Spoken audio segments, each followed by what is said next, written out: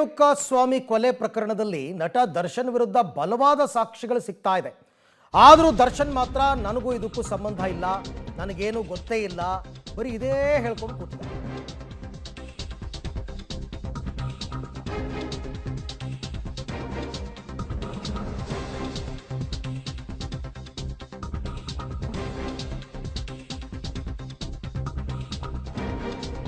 And gang ವಿರುದ್ಧ ಸದ್ಯ ಸಿಕ್ಕಿರೋ ಎವಿಡೆನ್ಸ್ಗಳು ಬಲವಾಗಿದೆ.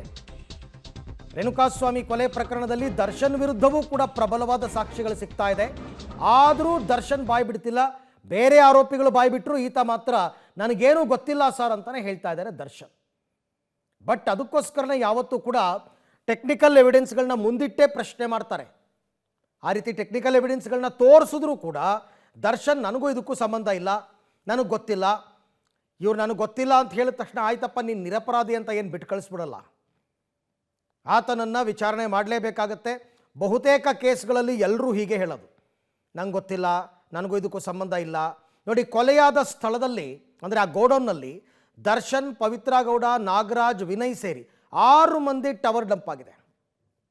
6 ಜನರ ಮೊಬೈಲ್ ಅಲ್ಲಿಂದನೇ ಲೊಕೇಟ್ ಆಗಿದೆ. ಆದರೂ ಕೂಡ ನನಗೂ ಇದಕ್ಕೂ ಗೊತ್ತಿಲ್ಲ ಅಂದರೆ ಹೆಂಗೆ? ದರ್ಶನ್ ಮೊಬೈಲ್ನ ಬೇರೆ ಯಾರಾದರೂ ತಗೊಂಬಂದಿದ್ರು ಅಲ್ಲಿಗೆ? ಹಂಗಾಗಕ್ಕೆ ಸಾಧ್ಯ ಇಲ್ಲ. ಪವಿತ್ರ ಗೌಡ ಮೊಬೈಲು, ದರ್ಶನ್ ಅವ್ರದ್ದು, ನಾಗರಾಜ್, ವಿನಯ್ 6 ಜನರ ಮೊಬೈಲ್. ಆಮೇಲೆ ಅದೇ ಟೈಮಲ್ಲಿ ಕ್ರೈಮ್ ನಡೆದ ಟೈಮ್ನಲ್ಲಿ ಅಲ್ಲಿ ಟವರ್ ಡಂಪ್ ಆಗಿದೆ. ಅಂದರೆ ಅಲ್ಲಿಗೆ ಮೊಬೈಲ್ ಇದೆ ಅಂತಂದಮೇಲೆ ದರ್ಶನ್ ಅಲ್ಲಿ ಇದ್ರು ಅಂತ ಆಯಿತು. ಇದನ್ನೇ ಟೆಕ್ನಿಕಲ್ ಎವಿಡೆನ್ಸ್ ಅಂತ ಕರೀತಕ್ಕಂಥದ್ದು. ಕೋರ್ಟ್ಗೆ ನಾಳೆ ದಿನ ಚಾರ್ಜ್ ಶೀಟ್ ಹಾಕಿದಾಗಲೂ ಕೂಡ ಇವೆಲ್ಲವೂ ಬಹಳ ಇಂಪಾರ್ಟೆಂಟ್ ಆಗುತ್ತೆ. ಎಲ್ಲದಕ್ಕೂ ನಾನು ಇಲ್ಲ ಇಲ್ಲ ಅಂತಂದರೆ ಕೇಳಲ್ಲ. ಕೊಲೆಯ ನಂತರ ಇಬ್ಬರು ಆರೋಪಿಗಳು ಪೊಲೀಸ್ ಅಧಿಕಾರಿಗಳ ಜೊತೆ ಚರ್ಚಿಸಿರುವ ಕಾಲ್ ಡೀಟೇಲ್ಸ್ ಸಿಕ್ಕಿದೆ. ಅಂದರೆ ಒಬ್ಬ PSIನ ಕಾಂಟ್ಯಾಕ್ಟ್ ಮಾಡಿದ್ರು ಅಂತ ಹೇಳಿದ್ನಲ್ಲ ಅದು. ಕೊಲೆ ನಂತರ ಕಾರ್ತಿಕ್, ಕೇಶವ್, ನಿಖಿಲ್ ನಾಯಕ್ ತಾವೇ ಕೊಲೆ ಮಾಡಿದ್ದಾಗಿ ಸರೆಂಡರ್ ಕೂಡ ಆಗಿದ್ರು ಕಾಮಾಕ್ಷಿಪಾಳ್ಯ ಪೊಲೀಸ್ ಸ್ಟೇಷನಲ್ಲಿ. ಅವ್ರುಗಳೇ ಬಾಯ್ಬಿಟ್ಟಿರ್ತಕ್ಕಂಥ ಇತರರ ಹೆಸರುಗಳು ಕಾರ್ತಿಕ್, ಕೇಶವ್, ನಿಖಿಲ್ ನಾಯಕ್, 3 ಜನ ಅವರೇ ಸರೆಂಡರ್ ಆಗಿದ್ದು. ಯಾವುದೋ ಹಣಕಾಸಿನ ವಿಚಾರಕ್ಕೆ ಕೊಲೆ ಮಾಡಿಬಿಟ್ವಿ ಅಂತ, ಅಂದರೆ ಪ್ರಕರಣದ ದಿಕ್ಕು ತಪ್ಪಿಸುವ ಪ್ರಯತ್ನವನ್ನು ಮಾಡಿದರು. ಆಮೇಲೆ ಪೊಲೀಸ್ ಅವರ ವಿಚಾರಣೆ ಸಂದರ್ಭದಲ್ಲಿ ಬಾಯಿ ಬಿಟ್ಟಿದ್ದಾರೆ. ಅಸಲಿ ವಿಚಾರಣೆಯ ವೇಳೆ ದೇಹ ಬಿಸಾಡೋದಕ್ಕೆ ದೀಪಕ್ ತಲಾ 5 ಲಕ್ಷ ನೀಡಿದ್ದಾಗಿ ಹೇಳಿಕೆ ಕೊಟ್ಟಿದ್ದಾರೆ. ಈ 3 ಜನ 5 ಲಕ್ಷ. ದೀಪಕ್ನ ವಿಚಾರಣೆ ಮಾಡಿದಾಗ, ಯಾಕೆಂದರೆ ಹಣ ಕೊಟ್ಟಿದ್ದು ದೀಪಕ್ನ ವಿಚಾರಣೆ ಮಾಡಿದಾಗ ಪ್ರದೂಷ್, ಪವನ್ ಮತ್ತು ವಿನಯ್ ಹೆಸರನ್ನು ಅವರು ಬಹಿರಂಗ ಮಾಡಿದ್ದಾರೆ. ಇವರ 3 ಜನರು ಕೂಡ ಈ ಪ್ರಕರಣದಲ್ಲಿದ್ದಾರೆ ಅಂತಕ್ಕಂಥದ್ದು. ವಿನಯ್, ಪವನ್, ಪ್ರದೂಷ್ ವಿಚಾರಣೆ ಮಾಡಿದಾಗ ಅವ್ರು 3 ಜನ ಬಾಯಿ ಬಿಟ್ಟಿದ್ದಾರೆ ದರ್ಶನ್ ಮತ್ತು ಪವಿತ್ರ ಗೌಡ ಬಗ್ಗೆ. ಆದರೂ ದರ್ಶನ್ ನನಗೂ ಇದಕ್ಕೂ ಸಂಬಂಧ ಇಲ್ಲ ಅಂತಾರೆ. ಹೆಂಗೆ ಸಾಧ್ಯ? ಒಬ್ಬರಾದ್ಮೇಲೆ ಒಬ್ಬರು ಚೈನ್ ಲಿಂಕ್ ಥರ ಹೆಸರುಗಳನ್ನ ಹೇಳ್ಕೊಂಬಂದ್ರಲ್ಲ, ಅವರೆಲ್ಲ ಸುಳ್ಳು ಹೇಳಿದ್ರ? ಹಾಗಾದರೆ ನೋ ವೇ. ಸುಮ್ಮನೆ ಅವರು ನಂದು ಇದಕ್ಕೆ ಏನು ನನಗೆ ಸಂಬಂಧ ಇಲ್ಲ ಅಂತಂದರೆ ಹೇಗೆ? ಚೇಂಜ್ ಮಾಡು ಬೇಗ. ರೇಣುಕಾಸ್ವಾಮಿ ಅಶ್ಲೀಲ ಮೆಸೇಜ್ ಬಗ್ಗೆ ದರ್ಶನ್ಗೆ ತಿಳಿಸಿದ್ದಾಗಿ ಪವಿತ್ರ ಹೇಳಿಕೆಯನ್ನು ಕೊಟ್ಟಿದ್ದಾರೆ. ಚಿತ್ರದುರ್ಗದ ದರ್ಶನ್ ಅಭಿಮಾನಿಗಳ ಸಂಘದ ಅಧ್ಯಕ್ಷ ರಾಘವೇಂದ್ರನಿಂದ ಕಿಡ್ನ್ಯಾಪ್ ಮಾಡಿಸಿರೋದು ಕೂಡ ಗೊತ್ತಾಗಿದೆ ಈಗ. ಅದಕ್ಕೆ ರಾಘವೇಂದ್ರನ ಕಳ್ಕೊಂಡು ನಿನ್ನೆ ಸ್ಥಳ ಮಹಜರ್ಗೆ ಹೋಗಿದ್ದು. ಪವನ್, ಪವಿತ್ರ ಗೌಡ ದರ್ಶನ್ ಹೇಳಿದಂತೆ ರೇಣುಕಾಸ್ವಾಮಿಯನ್ನು ಕರೆತಂದಿರೋದಾಗಿ ರಾಘವೇಂದ್ರ ಕೊಟ್ಟಿರ್ತಕ್ಕಂಥ ಸ್ಟೇಟ್ಮೆಂಟ್. ಆತನು ದರ್ಶನ್ ಹೆಸರನ್ನು ಹೇಳಿದ್ದಾನೆ. RR ನಗರದ ಶೆಡ್ನಲ್ಲಿ ರೇಣುಕಾಸ್ವಾಮಿಯವರ ರಕ್ತದ ಕಲೆ, ಕೂದಲು, ಬೆವರಿನ ಸ್ಯಾಂಪಲ್ಸ್ ಸಿಕ್ಕಿದೆ. ಯಾಕೆಂದರೆ ಅಲ್ಲೇ ಕೊಲೆ ನಡೆದಿದ್ದು. ಆರೋಪಿಗಳ finger print, foot print, blood sample ಪಡೆದಿದ್ದಾರೆ ಪೊಲೀಸರು. ಇದು ಕೂಡ ಬಲವಾದ ಸಾಕ್ಷಿ ಆಗುತ್ತೆ ಅವರು ಅಲ್ಲಿದ್ದರು ಅಂತ ಪ್ರೂವ್ ಮಾಡೋದಕ್ಕೆ. ಫುಟ್ ಪ್ರಿಂಟ್ ಎಲ್ಲ, ಕೊಲೆಯಾದ ಸ್ಥಳದಲ್ಲಿ ಪತ್ತೆಯಾದ Renukaswamy blood sample, finger, foot print ಎಲ್ಲ ಸಿಕ್ಕಿದೆ. ಅಂದರೆ ಅಲ್ಲೇ ಕೊಲೆ ಆಗಿದೆ ಅನ್ನೋದಕ್ಕೆ, ಅಲ್ಲೇ ತಂದು ಇರಿಸಿದ್ರು ಅನ್ನೋದಕ್ಕೆ ಇದು ಸಾಕ್ಷಿ.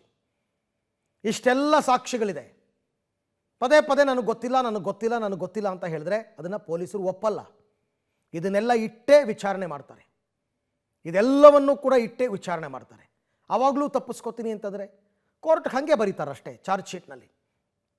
ಇಷ್ಟೆಲ್ಲ ಸಾಕ್ಷಿಗಳಿದ್ದರೂ ಕೂಡ ಆರೋಪಿ ತನಗೂ ಇದಕ್ಕೂ ಸಂಬಂಧ ಇಲ್ಲ, ತನಗೇನು ಗೊತ್ತಿಲ್ಲ ಅಂತ ಸುಳ್ಳು ಹೇಳುತ್ತಿದ್ದಾರೆ ಅಂತ ಚಾರ್ಜ್ ಶೀಟ್ನಲ್ಲಿ ಬರೀತಾರೆ.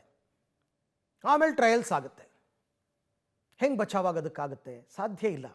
ಈ ಪ್ರಕರಣದಲ್ಲಿ ಕೊಲೆಯಾದ ನಂತರ ದೀಪಕ್, ವಿನಯ್ ಪದೇ ದರ್ಶನ್ಗೆ ವಾಟ್ಸಪ್ ಮತ್ತು ನಾರ್ಮಲ್ ಕಾಲ್ ಮಾಡಿದ್ದಾರೆ. ಅದು ಕೂಡ ಕಾಲ್ ರಿಜಿಸ್ಟರ್ನಲ್ಲಿ ಗೊತ್ತಾಗಿದೆ. ದೀಪಕ್ ಮತ್ತು ವಿನಯ್ ಪದೇ ದರ್ಶನ್ಗೆ ಫೋನ್. ಕೊಲೆ ದಿನ ದರ್ಶನ್, ಪವಿತ್ರ ಗೌಡ ಆರೋಪಿಗಳ ಮೊಬೈಲ್ CDR ಟವರ್ ಡಂಪ್ ಒಂದೇ ಲೊಕೇಶನ್ ಇದೆ. ದರ್ಶನ್ದು, ಪವಿತ್ರ ಗೌಡದು ಮತ್ತು ಉಳಿದ ಆರೋಪಿಗಳದ್ದು ಎಲ್ಲರದು ಒಂದೇ ಟವರ್ ಡಂಪ್ ಲೊಕೇಶನ್ ಇದೆ. ಒಂದೇ ಕಡೆ ಇದ್ದರೂ ಇವರೆಲ್ಲ ಅಂತ ಪ್ರೂವ್ ಮಾಡೋದಕ್ಕೋಸ್ಕರ. ಹೆಂಗೆ ಸಾಧ್ಯ? ನನಗೆ ಗೊತ್ತಿಲ್ಲ, ನಾನು ಅಲ್ಲಿಗೆ ಬಂದೇ ಇಲ್ಲ ಅಂತ ಹೇಳೋದಕ್ಕೆ ಹೆಂಗೆ ಸಾಧ್ಯ?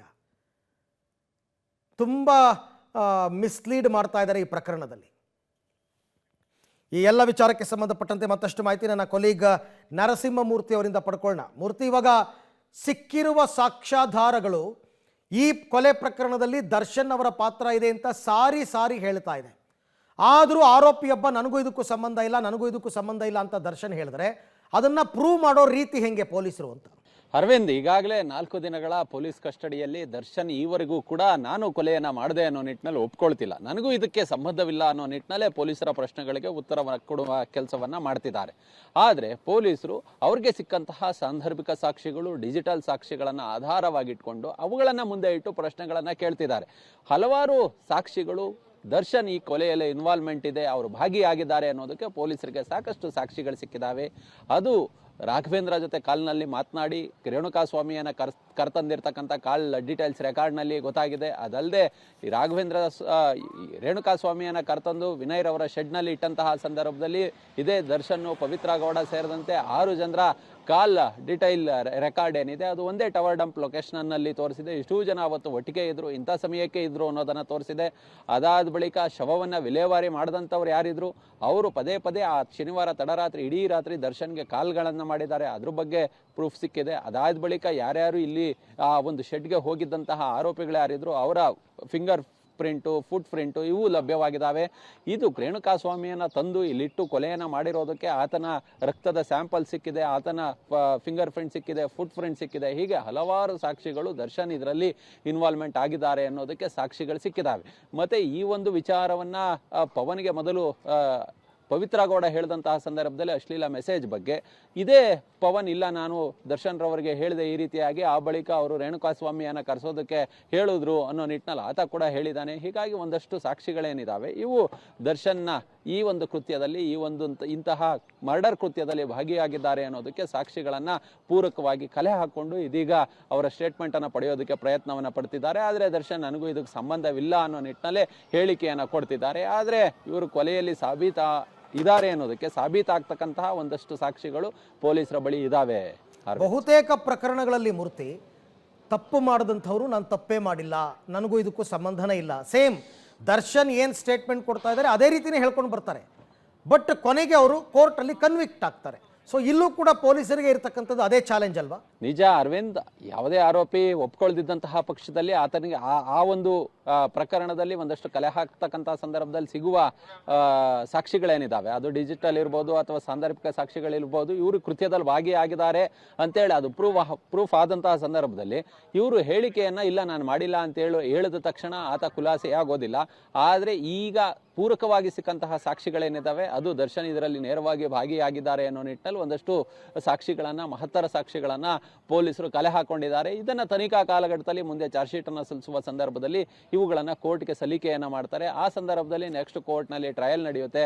ಆಗ ಈ ಕೋರ್ಟ್ನಲ್ಲಿ ವಾದ ಪ್ರತಿವಾದಗಳು ನಡೆಯುತ್ತೆ. ಆ ಸಂದರ್ಭದಲ್ಲಿ ಇದು ಏನಾಗುತ್ತೆ ಅಂತೇಳಿ ಮುಂದೆ ನ್ಯಾಯಾಧೀಶರ ವಿವೇಚನೆಗೆ ಬಿಟ್ಟಂತಹ ವಿಚಾರ. ಆದರೆ ಪೊಲೀಸರು ತಮ್ಮ ತನಿಖೆಯಲ್ಲಿ ಎಲ್ಲೂ ಕೂಡ ಲೋಪದೋಷಗಳನ್ನು ಇಟ್ಕೊಳ್ಬಾರ್ದು, ಆ ನಿಟ್ಟಿನಲ್ಲಿ ಬೇಕಾದಂತಹ ಸಾಕ್ಷಿಗಳನ್ನು ಕಲೆ ಹಾಕೋ ಕೆಲಸವನ್ನು ಮಾಡಿಕೊಂಡಿದ್ದಾರೆ. ಹೀಗಾಗಿಯೇ ದರ್ಶನ್ ಪಾತ್ರ ಇದರಲ್ಲಿ ಇದೆ ಅಂತೇಳಿ ಕನ್ಫರ್ಮ್ ಆದ ಬಳಿಕವಷ್ಟೇ ಪೊಲೀಸರು ದರ್ಶನ್ ರವರನ್ನ ಅರೆಸ್ಟ್ ಮಾಡುವ ಕೆಲಸಕ್ಕೆ ಹೋಗಿದ್ದು. ಅದಕ್ಕೂ ಮುಂಚೆ 1-2 ದಿನ ಅಂದರೆ ಶನಿವಾರ ಸಂಜೆ, ಭಾನುವಾರ ಈ ವಿಚಾರ ಗೊತ್ತಾದರೂ ಕೂಡ ಭಾನುವಾರ ಇಡೀ ದಿನ ವರ್ಕೌಟ್ ಅನ್ನ ಮಾಡಿದ್ದಾರೆ, ಎಲ್ಲೆಲ್ಲಿ ಏನೇನು ಆಗಿದೆ ಅನ್ನೋ ನಿಟ್ಟಿನಲ್ಲಿ. ಹೀಗಾಗಿ ಈ ಪ್ರಕರಣದಲ್ಲಿ ದರ್ಶನ್ ರವರ ಪಾತ್ರ ಇದೆ ಅಂತೇಳಿ ಸಾಕ್ಷಿಗಳನ್ನ ಸಾಕಷ್ಟು ಸಂಗ್ರಹವನ್ನ ಮಾಡಿ ಇಟ್ಕೊಂಡಿದ್ದಾರೆ.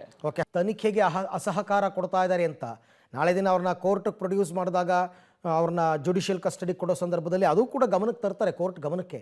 ಇವ್ರು ಇನ್ನೂ ತನಿಖೆಗೆ ಸಹಕಾರ ಕೊಡ್ತಾ ಇಲ್ಲ, ಏನು ಕೇಳಿದ್ರು ಗೊತ್ತಿಲ್ಲ ಅಂತಾರೆ. ಇನ್ನೊಂದು ಸ್ವಲ್ಪ ದಿನ ನಮ್ಮ ಕಸ್ಟಡಿ ಕೊಡಿ ಅಂತ ಪೊಲೀಸರು ಕೇಳ್ತಾರೆ.